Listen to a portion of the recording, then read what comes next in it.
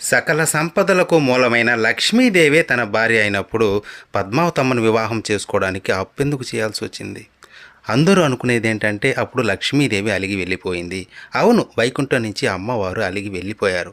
ఆమెను వెతుక్కుంటూ శ్రీనివాసుడు భూలోకానికి రావడం, పద్మావతమ్మను చూసి వివాహం చేసుకోవాలనుకోవడం తెలుసు కదా.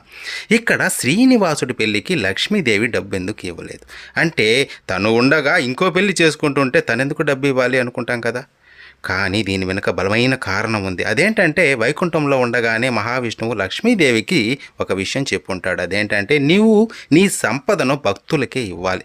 వాళ్ళు చేసిన పాప కర్మలను బట్టి వారికి సంపదని ఇవ్వు. వాళ్ళు తిరిగి వారి సంపదను నాకు సమర్పిస్తారు. అలా వారు సమర్పించిన వారి పాపాలను, కష్టాలను నేను గ్రహించి వారిని అనుగ్రహిస్తాను అని చెబుతాడు. అందుకే శ్రీనివాసుడి వివాహం కోసం అప్పు చేయాల్సి వచ్చింది.